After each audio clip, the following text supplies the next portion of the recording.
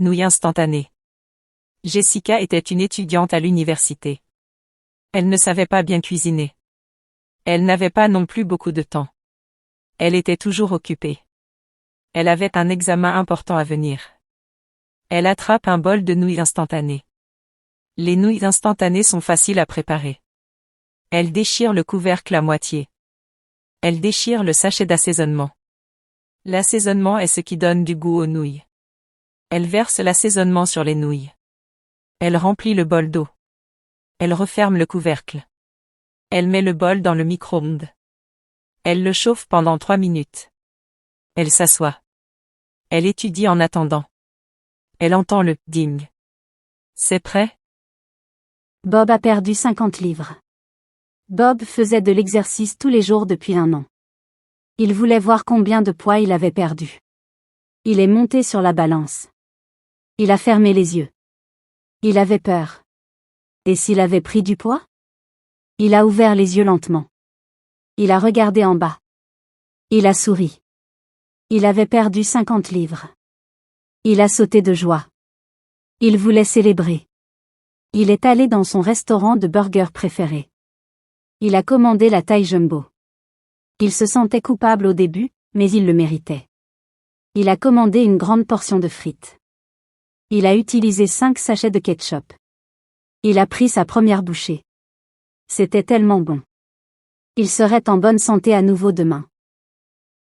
Livraison de pizza. Tom avait faim, mais il était aussi paresseux. Il ne voulait pas cuisiner. Il ne voulait pas aller au restaurant. Il ne voulait même pas réchauffer des restes. Il a décidé de se faire livrer une pizza. Il est allé sur un site web de pizza. Il a commandé une petite pizza. Il a attendu que la pizza arrive. Plus tard, il a entendu sonner à la porte. Il était trop paresseux pour se lever au début. Il s'est levé après 5 minutes. Il a ouvert la porte. La pizza sentait tellement bon. Il a payé le livreur. Il lui a aussi laissé un pourboire généreux. Tom s'est rassis sur son canapé. Il a mangé toute la pizza. Il était rassasié. Désordre et propreté. Marie était désordonnée. Cassie était propre. Les 2 filles étaient colocataires. Marie avait un tas de vêtements sur son lit. Cassie avait seulement une couverture sur le sien. Cassie dit à Marie de mettre ses vêtements ailleurs. Marie l'ignora. Marie avait de la nourriture de la semaine dernière sur son bureau. Ça sentait mauvais. Cassie lui dit de la jeter. Marie dit non. Cassie la jeta elle-même. Marie lui cria dessus. Elle était en colère que Cassie ait touché à ses affaires. Cassie lui cria en retour. Elle était en colère contre Marie pour son désordre.